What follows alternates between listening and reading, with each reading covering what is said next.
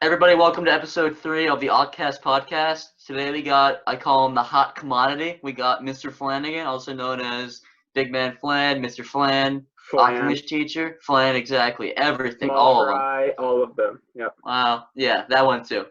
He's a pretty smart guy. But we got him here today. I hope he joins. He's soon. smart. He's smart. Yeah, he can figure out Zoom. I hope he can. But top comment, yep.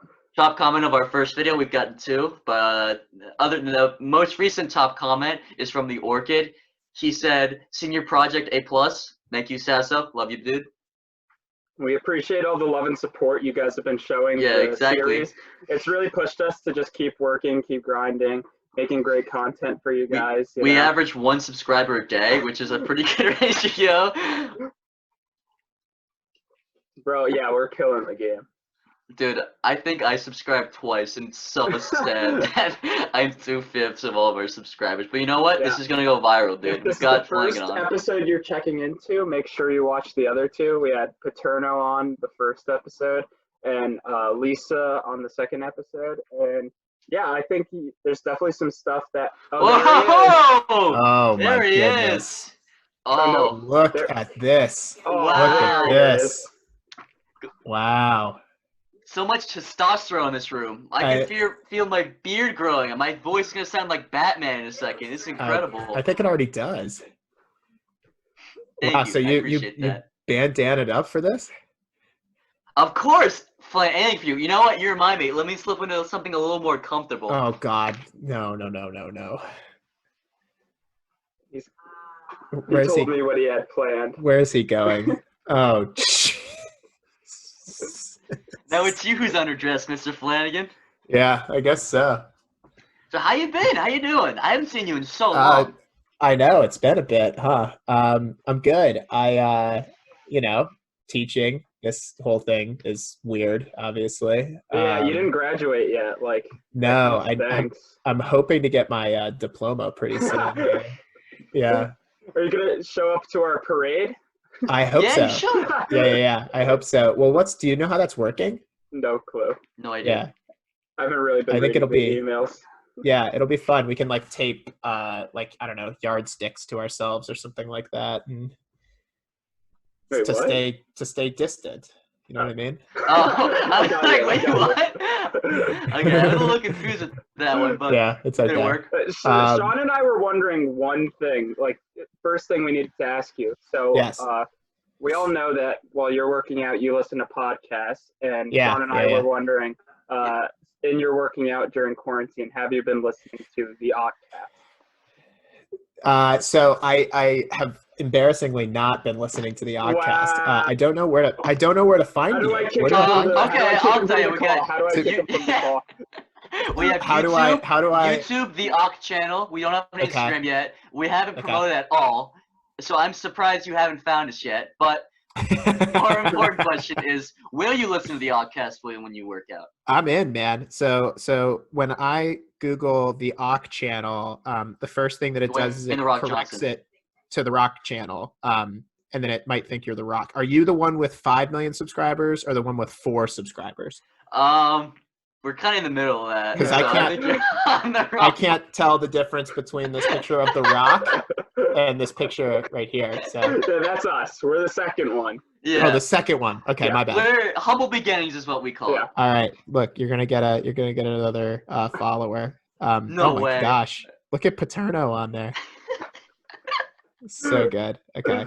We're subscribed now. Okay, good. I love the quarantine hair. It's a look. Yeah, it's something. I have yet to get my hair cut. I've been making this joke a few too many times, but my Michaela has been cutting the dog's hair, and then it's like I'm ready to go, and I'm seeing my dog's haircut, and I don't know if you're ready to go yet. So, well, I think I can one up you, Mr. Flanigan. I don't know if Gabe can, but there's a reason I wear a bandana. Goodness, look at that flow, guys. I know, right? Good. Look at that. I've got a makeshift mullet. I look like Kurt Russell. Thank you. I appreciate it. Slightly I think it more suits handsome you. Kurt Russell. Yeah, obviously. Well, yeah. That is the reason the bandana is on. Keep the Kurt Russell vibe going. Exactly. I saw Escape from New York the other day, and now I just love Kurt Russell. There you go. Not a bad thing. All right, so Sean, do you want to start with your first question, or? Sure. You want to do college first? Yeah, sure. So, Mr. Flanigan, Yes. How did you, when you went to college? I don't know if many people know this, but you did go to Hobart. Yes. So for tennis. For tennis too, yeah, exactly. But we'll cross that bridge later. So he doesn't seem like much of an athlete, but believe us, he is. He's a very mobile man, actually. You look at him, you see tricep, biceps. He can run. Dude, Paterno and I, quite literally a few hours ago, were pushing cars in a parking lot. So, I'm really working on my mobility in quarantine. Wait, why are you doing that? Wait, with your cars or other people's cars? Yeah, okay, cars. I'm going to say, because if I walk down a stop and sign that some random guy is pulling my car and curling it, I'm going to be a little upset. No, we weren't curling them. We were pushing them. It was great. Do you think you're like the most jacked tennis player of all time? Probably not. No. No. Not all time? No, probably not. Like top 10 right now, though? No, yeah. I don't think so. I don't think so. Are you professionally ranked yet or no? Not yet. I'm still working on it. We'll see. We'll see. This has really set me back in terms of my professional rankings. So soon, it's coming. It's coming. Yeah. When do they hand those out? It's like you guys. I'm just hoping to get noticed and then ranked. Right? That's really my strategy. Yeah. I think the channel will help you blow up for sure. I know. I'm looking forward to it. Yeah. We got you guys do shout outs, right? Yeah. Oh my gosh! And on the last episode, Lisa talked about oatmeal gold for like 20 minutes. Oh my gosh! Amazing. Yeah. It was fun. No, it's hysterical. Sponsor. Yeah, no, it was unpaid sponsor. It's the worst part. It's the funniest part is that we were like, we were making jokes and stuff, and then we are like, Lisa, what's the website called? She's like, integratedfitness.com, INTE, and she went through the entire thing. We're like, Lisa. By the way, this episode is brought to you by Oatmeal Gold. Yeah. Tell your guys' stories around Oatmeal Gold. All right, Sean, sorry, I kind of interrupted you. Yeah, that was not cool, dude. Anyways, so, Mr. Flanigan, how did you originally get interested in English? I mean, were you always good at it before college, or did you know what you wanted to do before you got to college? I'd like to think, I don't know if I was always good at it. I think like I liked my English classes a lot in high school, and I had to work pretty hard in them. I think like Sean, you've been in my class, and Gabe, we've talked a lot about this stuff, but like I'm big on the whole like being confused during reading. I think that's like an important element of it. And I think part of that is because like I don't know if I was like a great reader. I read a lot, but I think I was just often like missing things. So that's kind of why I've developed this whole idea of like, well, no, you're just supposed to not understand things. So I liked English because I had to work hard. I think everybody has subjects where they, I think, do well in naturally. And I think I had to grind a little more in English, which made me like it a lot more.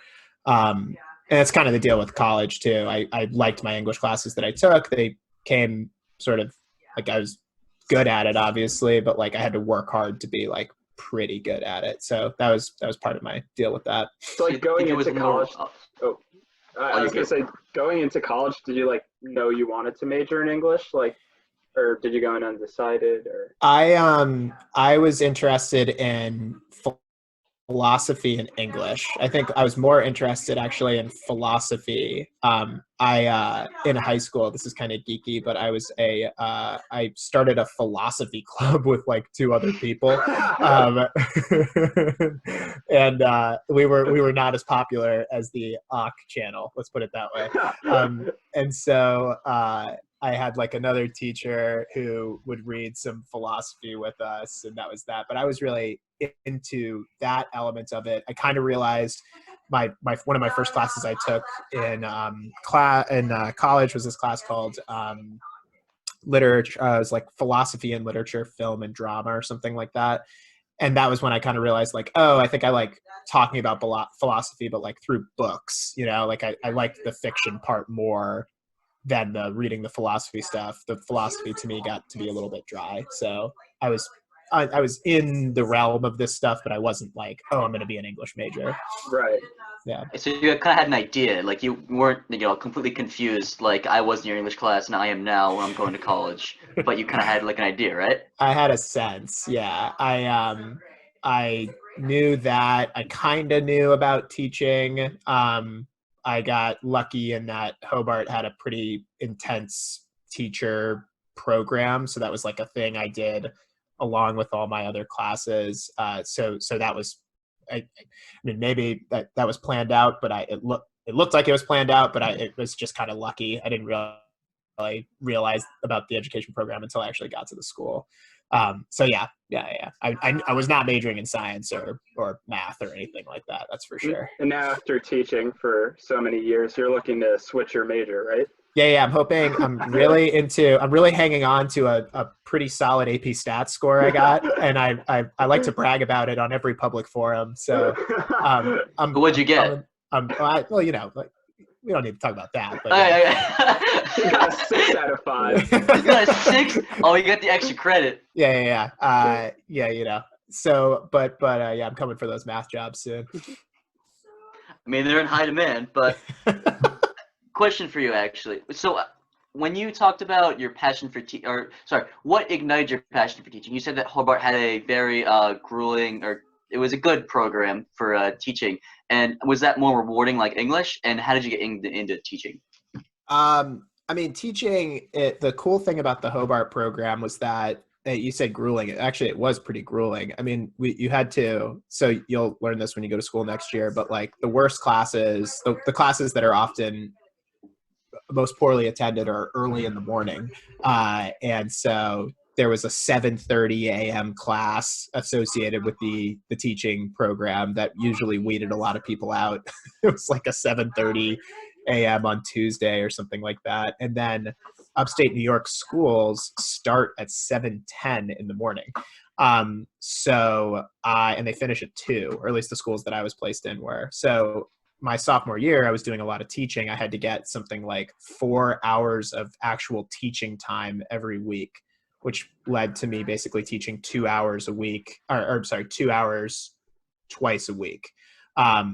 And so I think if you don't love it after like driving to, some of my school placements were like 25 minutes away. So I'd like borrow my buddy's car and drive 25 minutes at 6 a.m. as a 19-year-old to go teach seniors in some class, and then you drive back and then you go to your own classes and then you go to practice and all of that. Like if you don't love it, you're you're kind of, what are you doing? So I think the program sort of grinded me in a good way, and I like that. And then obviously the English stuff, I like books. I've always liked talking about books, and when you teach them, it's cool because you've read it but other people haven't read it, so you get to hopefully like inspire people in the way that you were inspired, which is nice to feel. And also, there are people who want to talk about the book because they just read it, so that's kind of nice too. Yeah. How responsive were like the kids that you were teaching in high school or in college? That I don't know. I mean, I think I got better. So my sophomore year. So sophomore year of sophomore year of college, I was 19 years old because I'm a July birthday. So I was 19 years old. I was teaching 19-year-old seniors who, were old for their grade or, were a senior and 19 for whatever reason. And that was, I who knows? I tried to like dress up, but like, I don't know. I wasn't as fashion forward as Sean, but I was like, assuming that like wearing a blazer and a tie would age me by 10 years, but I'm sure they saw right through me. So I don't know. I tried to be like a good example of somebody who was interested, but who knows how much I impacted them then. I think when I was student teaching, so that was when I was like 21, 22, that was when I was like a actual teacher, but I was still in college. So I taught 2 courses.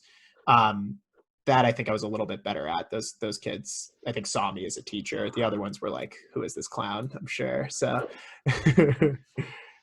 And then after undergraduate, you went to Middlebury for graduate school right away? I taught at Andover summer session. So Phillips Andover is a boarding school in Massachusetts, and they do a summer session where a bunch of kids from all over the place take classes. They take 2 classes and they have a sport, and it's like boarding school during the summer basically. So my mom actually taught there when she was younger. She taught like a theater class there, and I was wondering what I was going to do my first summer after teaching, and I ended up doing summer session for 1 year, and then I went to Bread Loaf the year after. Okay, I was always confused by the bread loaf shirt. I never really got it, but now that makes so much more sense now. Because I thought you're just a big fan of whole wheat bread, and I was like, all right, this is a weird guy. Big loaf of bread guy, yeah. But going back to college, so you said you played tennis, right? Yes, yeah. Did you play all 4 years or just your first year? No, played all 4, yeah. Wow, really? Because we were talking to Lisa the other day, and I think she stopped playing volleyball because. Oh, I didn't know she played volleyball. Oh, you did? Oh, well, she was good at it too. You gotta watch the podcast. Yeah, I do. Well, I don't want to spoil much, but she played her first year and stopped because she wanted to focus more on her studies. Sure. And so, and because she wanted more free time, but there was other factors that went into that. So, how much free time did you have having to balance out tennis and other things? Yeah, not a lot. Because the college athletics, I mean, D3 athletics, they put a time on how much you're allowed to practice per week. But then there's like captain's practices and things like that are like encouraged but not required, but you sort of know the deal about those. You're not really being a part of the team if you're not there. I did not have a lot of free time. I mean, I was usually teaching classes in the mornings. I was going to my classes during the day, and then I was at practice either from 4 to 6 or from 6 to 8 at night. And then it was like do work in between in pockets of the day, and then like, rinse, repeat. Saturday practices, there were matches, that sort of thing. So it was definitely really busy, but like I like stuff like that. I don't know. It's nice to be in a structure and in a system. I mean, I don't know how you guys feel about like senior projects right now, but there's it's nice to have like, oh, I have a thing at 3:30, like I have a, oh, I have a thing tonight, I have this, I have that. So it's good to be on that treadmill a little bit. I liked it, but I totally understand the like not wanting to do that. I'm just weird. I don't know. No, I mean, Paterno said the same thing. We had him on too for our first episode, actually. It's our most popular one. That one I've heard about. Honest. Yeah, that one I've heard about. Yeah, how could you not? Yeah. But he talked about how being on a routine kind of set his day up for success in a way, and how being on a schedule every single day kind of made his lifestyle a hell of a lot more easier than it was just kind of taking everything day by day. Totally. Yeah, I think that's right. I think like the other thing is that it introduced me to different kinds of people, which I liked. I mean, I went to a pretty small school, but still when you're a freshman, or at least my experience of when I was a freshman, I was like, I'm already not a super social person. And on top of that, like the idea of making friends is just like, oh God, what a nightmare. So it was kind of nice that there were some like, built-in friendships of seniors that could sort of be like, hey, don't do that, do this, that kind of thing. So it was good. You're like a mentorship. I totally get that. Totally, yeah. Did any of those guys mentor you into starting to lift in college? Because I think I remember you saying you started lifting in college. No, I started really lifting after college, actually, because I ended up in Florida, and everybody who plays tennis in Florida, my experience was that they were either like retirement tennis players, so like people who were a little bit older, or they all played on the pro tour and were trying to charge you like hundreds of dollars to play tennis. So there was like not a lot of in between of people that you could just like hit with. And so that's why I ended up actually going to gyms, because I lived right next to one, and we had like programs, like lifting programs, but I had never like squatted or deadlifted or benched or really anything like that. Didn't have greats like Paterno.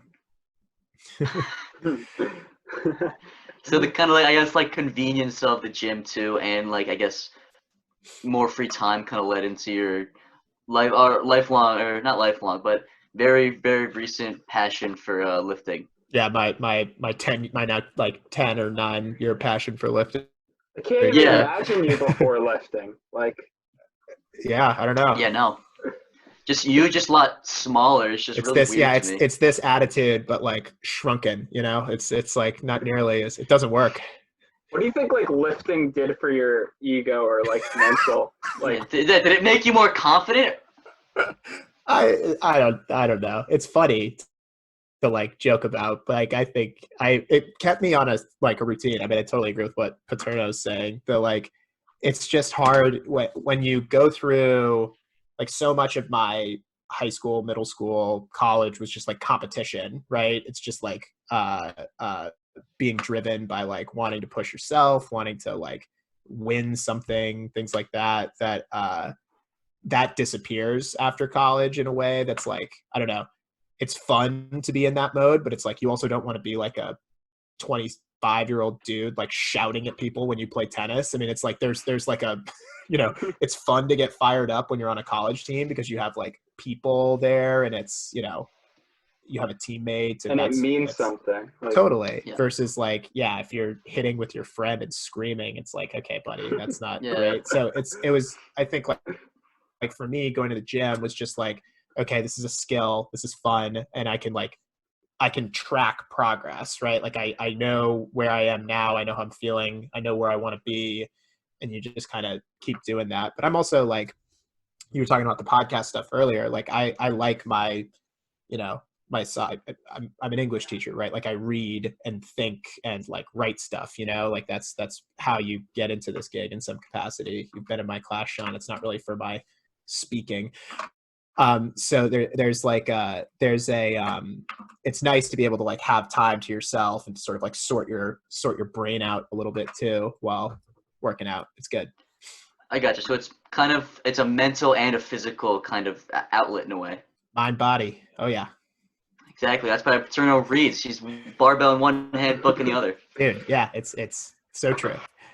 So going back to your goals, you said, so you said you have goals. What kind of goals are you talking about here? Being like, Brian Shaw, world's strongest man, or just progressively getting to be a bigger man each year? I don't know if it's bigger. just I road think, to dunking. yeah. Yeah. road to landing on a pad as softly as you can. I feel like most people won't get that. So, no one's gonna get that. Only us three explain. get that. So, like, Only us three get that. Flan in the gym does these box jumps, and he sets them up like 4 feet high, and then he jumps, and when he lands, it's like there's a mute button on it or something. Like there's no noise that's made at all. It's like a cat like landing. It's incredible. Yeah, that's what I'm going for. Cat like, yeah. Possible to, yeah. So you can't replicate it the way he does. I mean, I think before all of this, I was signed up for a powerlifting competition, which was going to be both very fun and completely humiliating. Having to, wear a singlet and I don't know, like all that stuff. Choking on your water there? Yeah, I just you won't fit into a singlet. Is all I mean, saying. I'm saying if Brian Shaw fits into a singlet, I can fit into a singlet. That's not a singlet. That's just like I don't even know what that is. That's like a boat cover that he wears. There's just no way.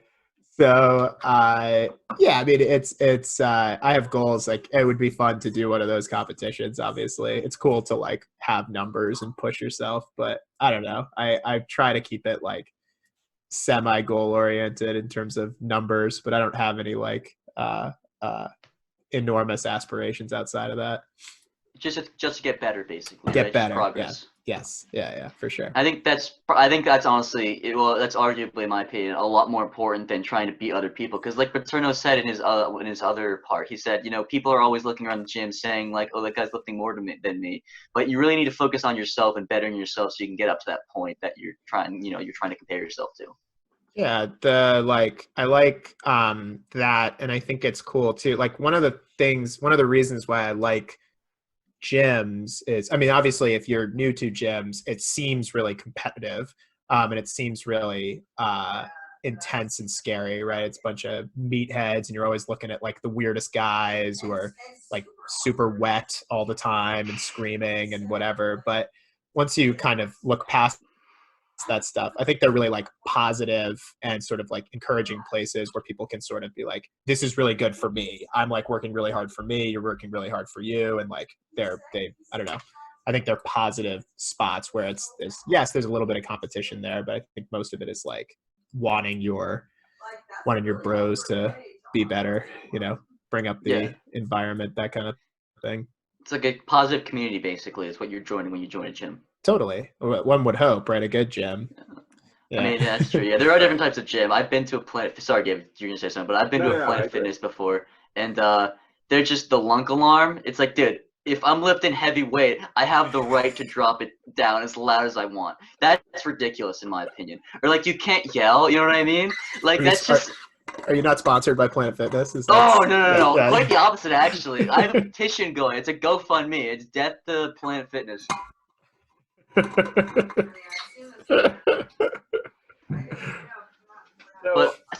Okay, all you. Okay, I was gonna ask. So, like, since you were recruited, was your college process like different than what you would say most of your students now are going through? Like, how is that for you? Yeah, I think it's different. I think like once you have some coaches that are into you and think, like you can contribute to their teams, it sort of turns into like, I've talked to you guys about this before, but like one of the things about the college process that's really hard is you feel like, they're picking you, right? Which is you're like, oh, they don't want me.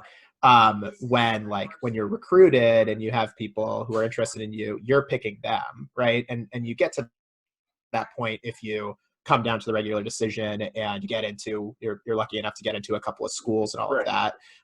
You get to pick, right? And that's a fantastic feeling and cool. You get that affirmation of knowing that people are interested in you. And so my process was kind of like that. I mean, there were some schools that I would have liked to play at that were not interested in my game or whatever. I wasn't good enough.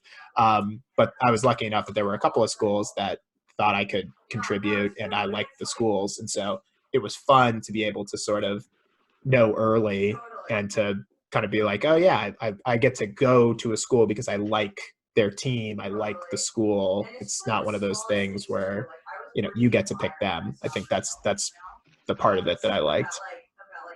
It wasn't like too stressful for you or anything, right? Yeah, but I also think like that was part of how I was as a student during that time. Like I've been really lucky in terms of I don't know, like I've been lucky in that things have kind of worked out for me. I was lucky enough that a school that I was interested in, I liked the team, and I was able to go there, right? Like that's the first thing where you're super lucky.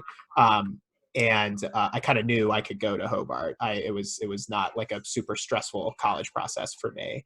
And then I was lucky enough to I was lucky enough to get into Middlebury, right? Like that's a cool thing, but again, it's all sort of coin flippy luck stuff, right? So I have the luxury now of being like, it wasn't that stressful, whatever, because like I didn't ever get to a point where I was really like back up against the wall, like, like this might not work out the way that I want for it to work out. So I think I've been lucky. So I actually have a question for you because, as many people don't know, you actually wrote my one of my teacher recs for me, and I was wondering. I wish I could read it. I honestly wish, but I don't know. Is a poopy head. Yeah, no. If you wrote that, if you're the reason I didn't get into my top school, I swear, Mr. Flanigan, it definitely wasn't me. I had straight A's. But anywho, do you think that writing teacher recs has changed your outlook on the process? That's a cool question. I think teacher recs for me are like emotionally exhausting. They're really because on the one hand you're doing you want to represent the student as best as you can, right? So how do I condense Sean Ford into, like 3 paragraphs, right? How could one possibly do such a thing? And so that's hard because you want to do a good job, and you're joking about it, but like who wouldn't be afraid of that, of like, oh, they read my rec and like I screwed it up, you know what I mean? Like that's obviously not what's happening, but obviously there's a part of your brain that always thinks that when you're writing this stuff. And plus when you're an English teacher, they're like, oh man, why the grammar error there? Like, God, could you imagine if I showed you your college rec and like half of it was misspelled or something like that? So I think that's one part of it. And then the other part of it is like, you get no feedback, right? So I don't hear back from your schools that were like, great rec, dude. It's just like, did anybody read this? Did anybody, and so, I think, I don't know if it's changed my outlook on the like college process or anything like that, but I think it has changed. Like one, I have like such a respect for my teachers who had to write me recommendations, like, cause that was probably a lot of time and effort and things like that. And I guess, I don't know, I hope that people are reading them because, a lot of nice things are being said and a lot of cool things are being said that are probably not represented on their application, on college applications. So, but I don't know. It's weird. It's weird. Imagine writing an essay and then never hearing anything back about it. I mean, that's what your teachers do every year for juniors. It's weird. I mean, that's basically what happened junior year. You'd write me comments, you just wouldn't read them. So that's all your essays. Yeah, basically. So it's not like very satisfying, I guess, for you. I mean, teaching is not a very sort of like in the moment satisfying thing. Like it's delayed gratification. You have to trick yourself. It's actually, like we can go meathead metaphor here for a second, but it is very much like the gym, right? Like I have a class and I might be sore the next day, or everybody might hate me when I like hand a comp back or something like that. So there's a little bit of immediate feedback there. But like, who knows if any of this stuff is taking until 5-10 years down the road where you're like, oh, I didn't really understand why I needed to read that and now I do. Or, oh, I didn't really get that what that teacher was saying and now I do. That's the lack of feedback is part of the drill with teaching, which is hard, but teachers are good at tricking themselves into making it work. Do you feel like satisfied when your students tell you like, or who you wrote recommendations for, like where they're going to college or like when they get in? It's awesome. It's all them, right? Like I'm not so like deluded to believe that like I swung it one way or the other. I think it's I think that's like excellent, and it's really wonderful to hear about where people are going and how where they're choosing or where they got in early. I think all that stuff's amazing. But yeah, it's not. It's certainly not because of my like measly offerings about how cool they are. It's all you guys. You guys are the ones that are working hard. I have a question for you about teaching English, actually, because I think, well, personally, from my experience, English, and I think for some other people too, it's one of the harder classes because it's not just, memorize this equation and then apply it, or, this guy died in 1995, memorize that. It's more of just like, creative and you have to think a lot more. So do you think that, obviously you're going to say no, but do you think that English is harder to teach than other classes, or it's just a completely different way of teaching and thinking? It's a course that when if you're doing it right, everything gets harder. So that's what I think is so challenging about it. So like it's what English class is teaching you how to do is to notice things. Life is pretty cool when you don't notice stuff, right? It's just like oh, this stuff's easy. You know what I mean? Like if you didn't know the dangers of something and we're just going around and doing things, right? Like you'd be like, oh, this is fine, right? But if you're aware of how dangerous everything is, like if you're aware like right now about how like germs work and like how nerve-wracking it might be to be standing close to somebody you don't know, it's like, okay, life is a lot harder now because we have these boundaries and things. So you're like saying that. English makes things hard. English makes things hard if you are doing it right. I'm sure you've watched a movie before and been like, oh, that was okay, I get it, that was straightforward, and then someone's like, well, did you notice this? And then you're like, oh my god, what the heck, now I have to go back and look through it or rewatch or something like that. An English class is very much teaching you how to make those kinds of observations that make things more challenging. So it sucks, but when people say that the class is hard, or when people say that it's one of the hardest classes, it's like, okay, then we're doing our job, right? Because it's supposed to be.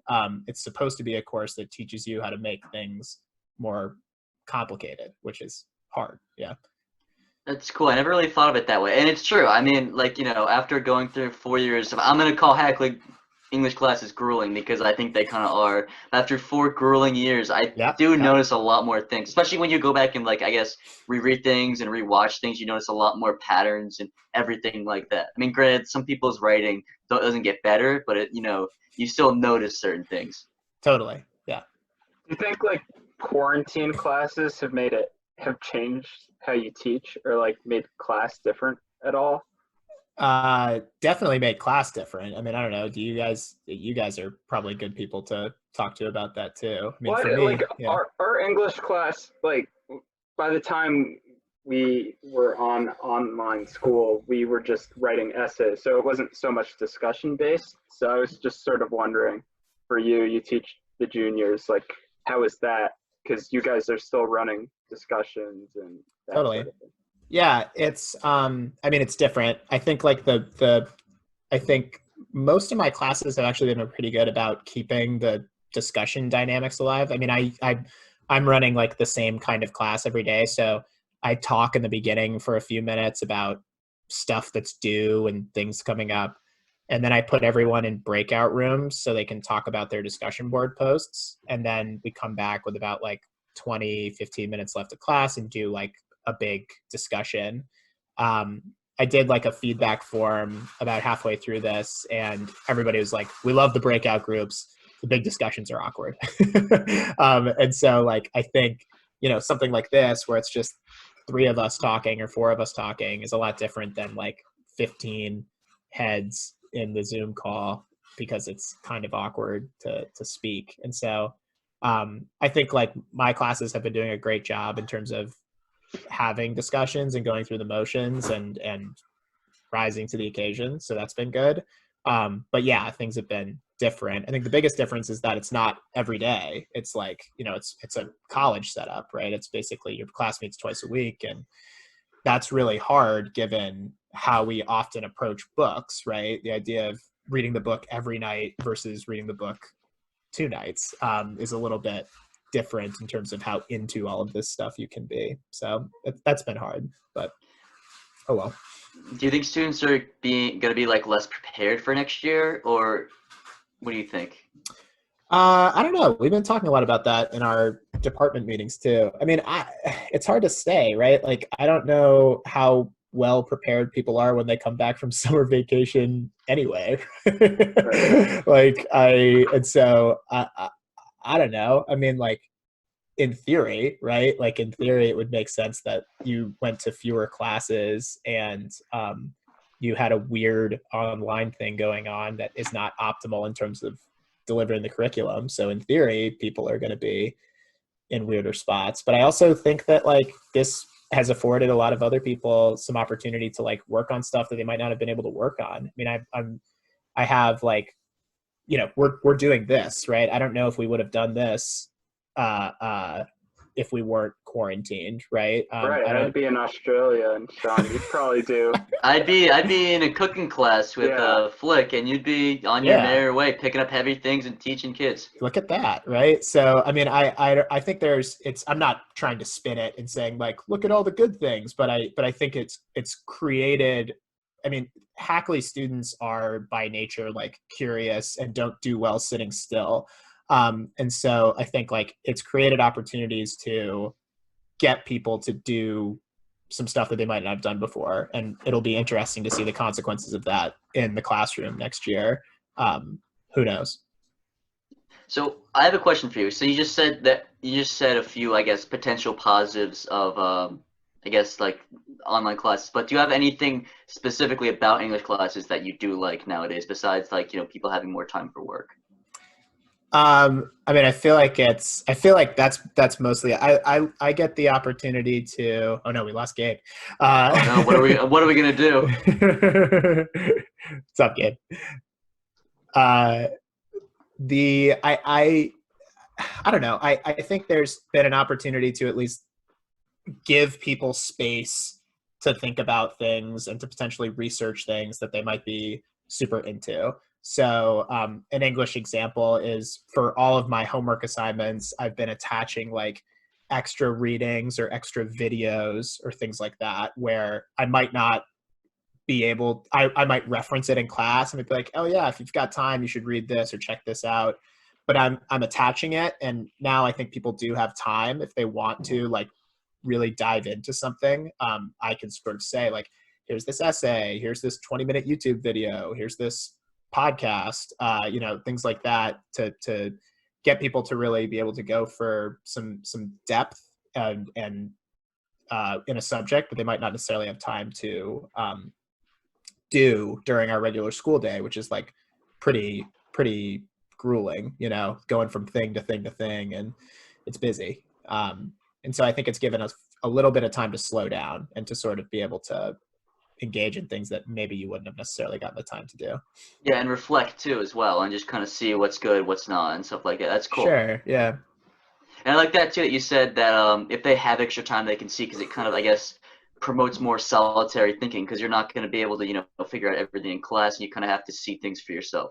Sure. And that's one of the things, like I said, I like, sometimes about Hackley, because you have to figure things out by yourself. You can't just always depend the teacher to just, say, here's the answer. You have to be diligent and persistent if you want to succeed and stuff like that. Totally.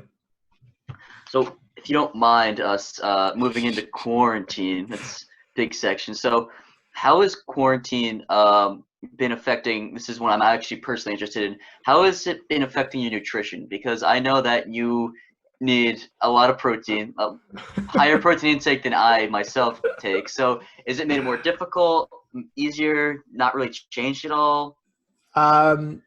It's been, so I think I've gotten to cook more because we have more time. So that's been cool in terms of nutrition stuff. I'm a pretty boring cook.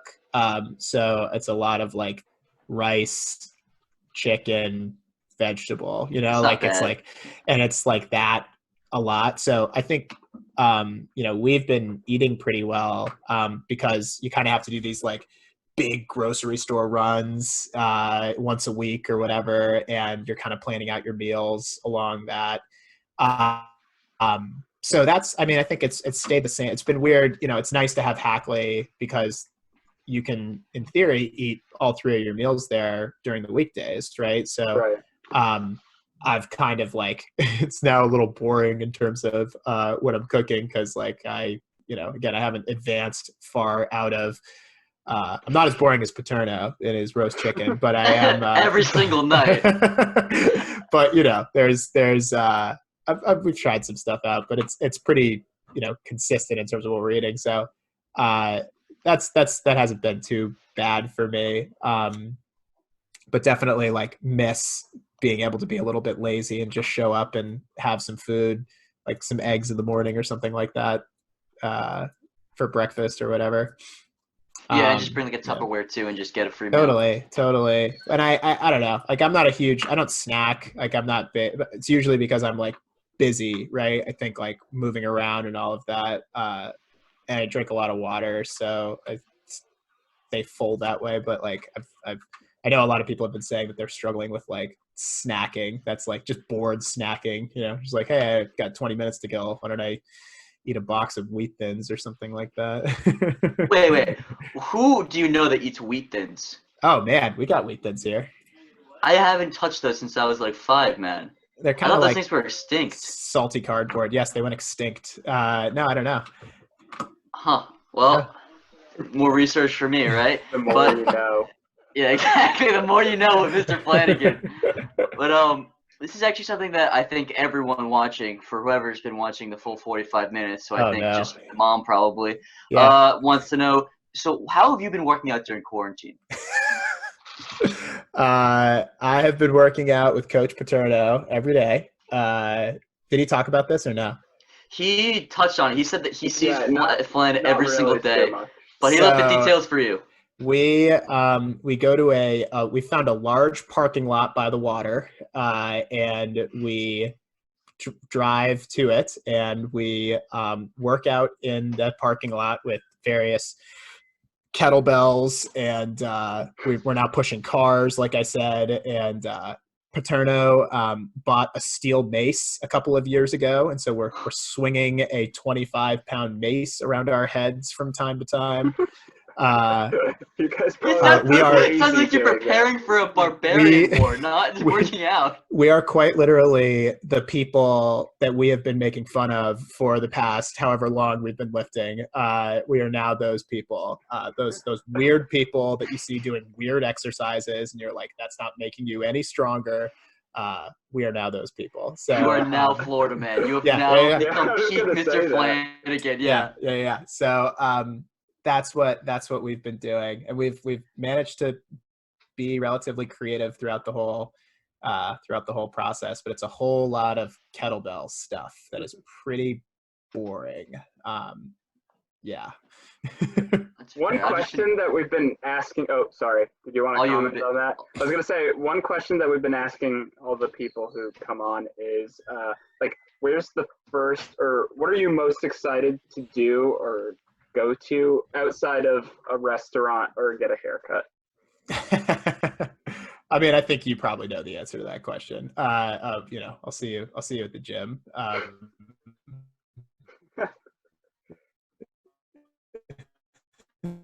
Okay.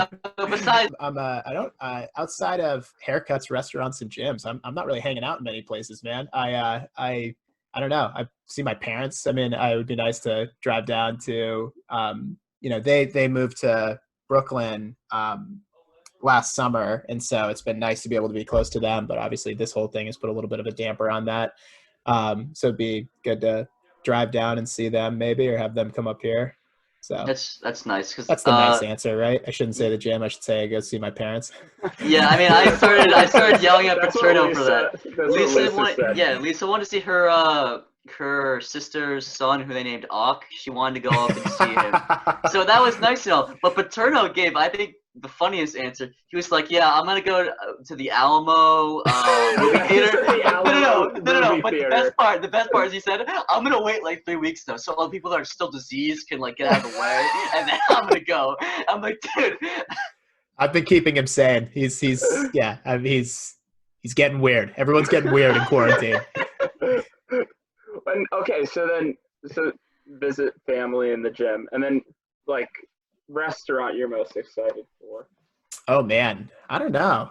And fast food you're most excited for, because we asked Lisa this, and she said some pretty mean stuff. She just demolished some pretty mean stuff. She canceled McDonald's. Yeah.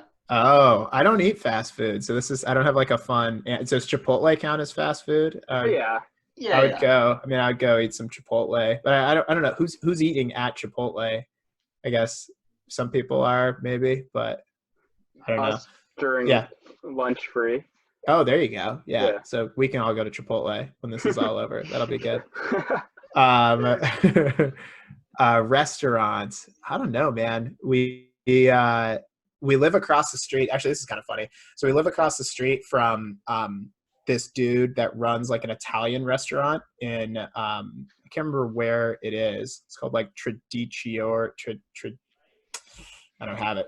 What is it? Have to bleep you out. We have no free sponsors. Yeah, exactly. Yeah. Sorry, I'm sorry. Yeah, it's called. Then bleep me here. So Michaela actually, for a gift for Christmas, was like, we're gonna go to this restaurant. We'll have a date night and all of that, because it's a pretty nice restaurant. This dude that literally lives across the street from us. So I've never been there, but I think that would be the first one because I got to cash in on my free dinner, from Michaela, before it, our coupon gets expired or something like that. So yeah, that's where we'll go. I think I'll go there. Yeah, you're invited too. Yeah. Oh, thank you. As long as dinner's free, I eat like a horse or a cow, whatever. But so, have you been watching a lot of like movies, TV, reading a lot during quarantine? Reading, not much on the movies and TV front. I'm pretty bad with all that. Ooh. Got a dog going. Sorry. Oh, that makes sense. Okay, Yeah. I thought you just never mind.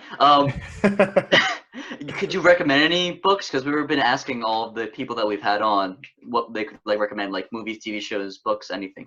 I've been the book I read during spring break was a book called The Resistors, which I've been recommending to people, which is pretty good. It's about like, futuristic-y stuff, baseball book. So that's kind of cool. Little dystopian, but fun and weird. And then I've been reading a lot of this guy, this French guy, Michel Houellebecq.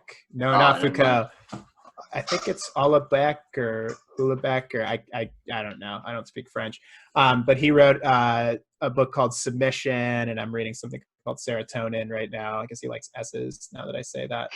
But he's been great. He's kind of he's a bit of a crank about, the nature of the world and people and stuff. So it's been kind of nice to, I don't know, read a cranky guy when maybe you're a little bit bummed about the way things are going. So that's been good. Yeah. It just kind of adds to the experience. Yeah, exactly. Yeah.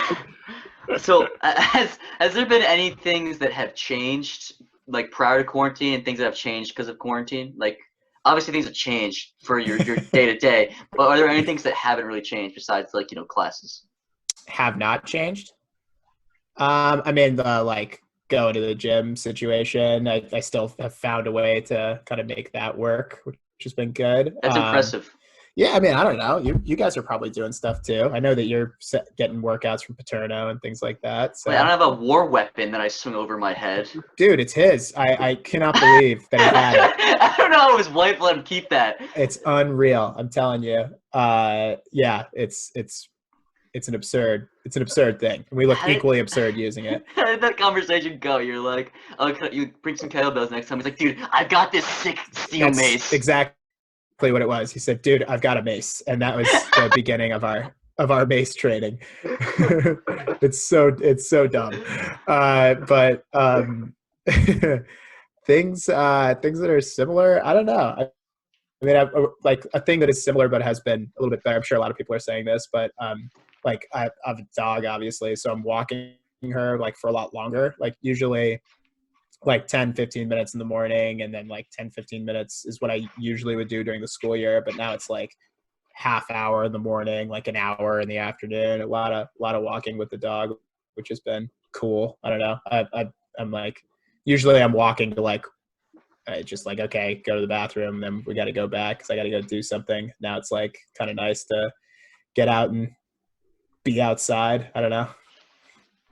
Yeah, I know. It kind of brings you closer to your dog. That's what happened with me. I spent a lot of time out there with her. Also, because, you know me, very pacey Irish guy. If I am not outside for like a week, then I just lose all the tan I've worked up for 18 years. It's that quarantine tan. The quarantine.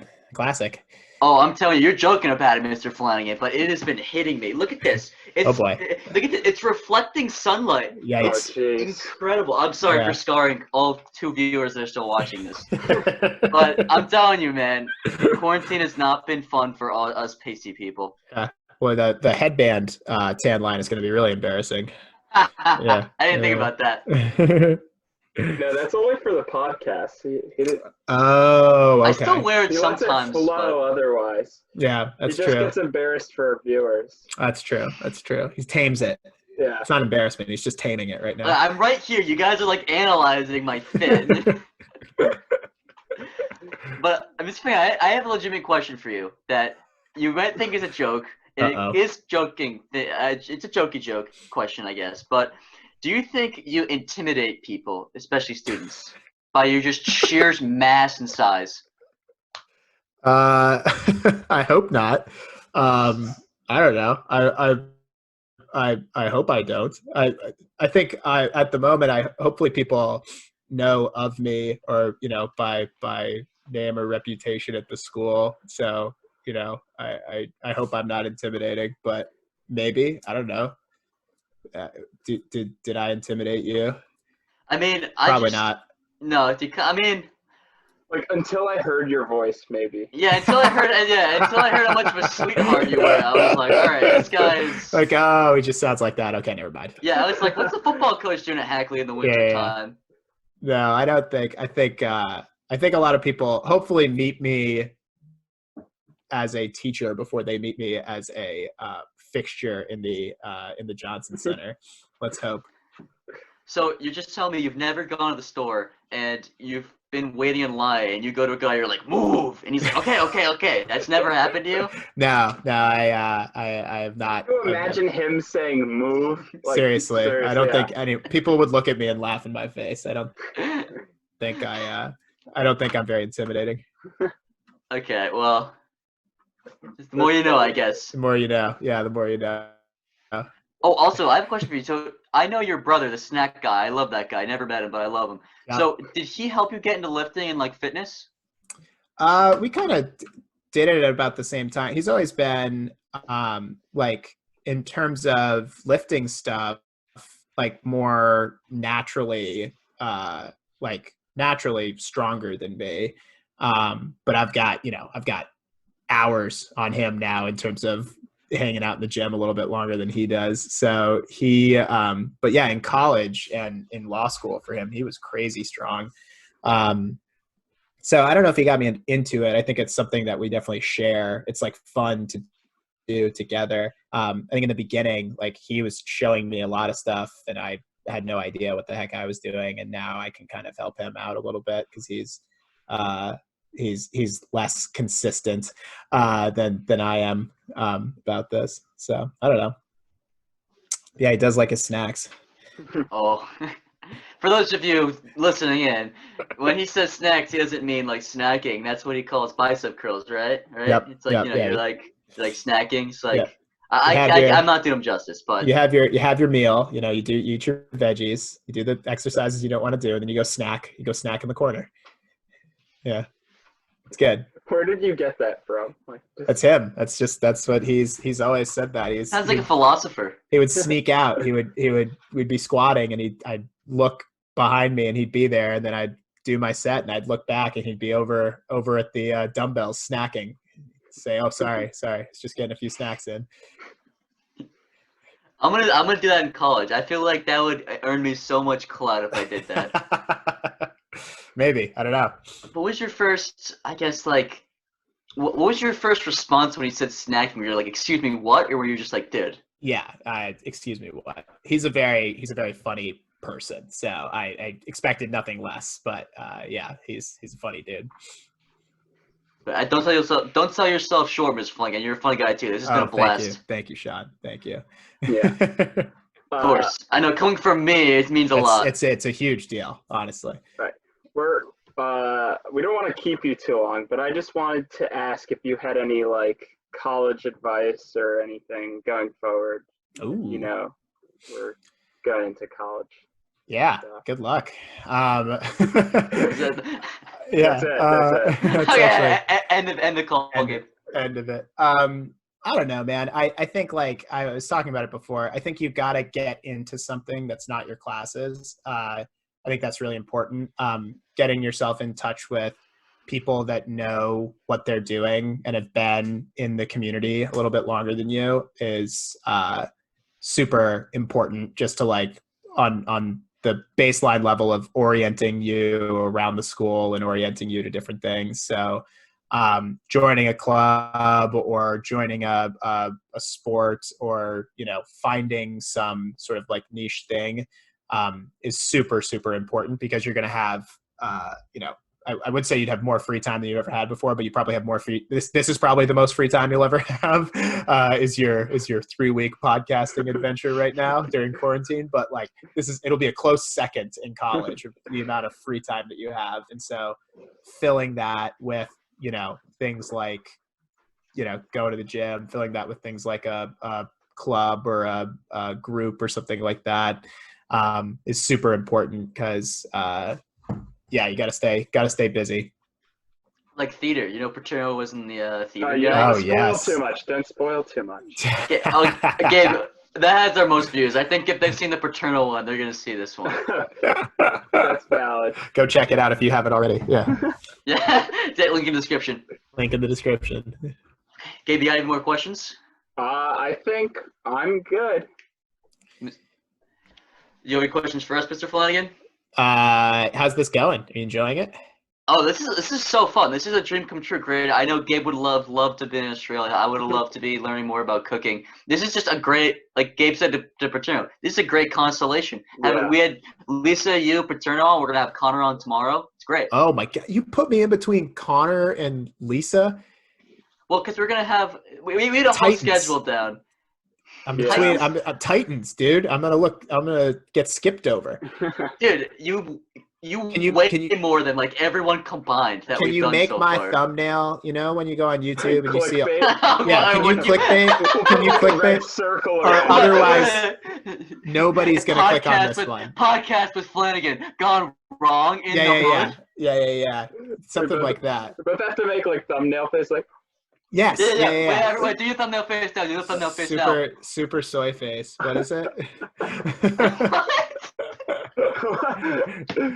I think Sean and I's like main dilemma right now is how do we get this out to like the Hackley community? Because I'm sure there are other people who are interested, but now it's just sort of us like sending the link to Lisa, Paterno, and our family members. Yeah. So are you talking about people to interview or are you talking about people to watch? No, interview we're fine. We have a whole list but just people who are like I know Miss Hall emailed me. She was interested in watching it, but I didn't really know how to just because I felt like there would probably be a better way than just emailing like certain people the link. Who's your project advisor? We have Mr. Lubko, the man himself. Nice. So see if he'll drop your link in his class, in his sophomore class or something like that, or see if he can put it out to people. That could be fun. Right. Yeah. That's true too. I was thinking of just like sending out a mass email to every single Hackley faculty, past and present. But like, I don't know how well received that would be, especially if college alumni are in college. Like, what the hell is Sean S4 at studentsacademyschool.org emailing me for? But like next, all school email Mr. King sends out, you just got to reply. Can you guys watch my podcast, please? I like that. I like that guerrilla marketing tactic. That's good. You should definitely the next senior email you get, you should absolutely just reply all with your podcast. No, it doesn't work. It doesn't work anymore. We tried it out. I think DBE he did something with Mr. Loomis and he made like a joke, and it only went to Mr. Loomis. Bummer. Man, because my idea originally, like I said, was I send a personalized email like they do in college to every single person that's a student. And just send it that way. But that's just that's a waste of time. That'd probably take a lot of time, yeah. Or maybe the dial. Maybe the dial can post you. Oh, that's not true. That's maybe. Yeah. Put it out or put it on your Instagram story. That's another. I was just gonna do that, but I don't think anybody on my Instagram is gonna look at yours. May be the most watched video after Sean and I both. Oh, I told you in the introduction. You weren't here. I said you're the hot commodity. Everyone wants to see Mr. Flanigan interview. Jesus, because we haven't really been advertising it so much, but Sean and I said this one we're gonna see how many views we can go for. Yeah, put the thumbnail. I think the thumbnail is key. I think the Instagram story is key. Maybe you got to buy some ads somewhere. Right? That's what I said. I have like a debit card with like $2.07 left on it. Perfect. So I was planning to I'll get an ad to like one person on YouTube. That'll get you something, right? Yeah. Well, anyways. Yeah. Thank Good you luck, for joining us. Thank you for being on the show. Yeah, this was awesome, man. Thanks. Appreciate it. Good to see you guys. See ya. Later.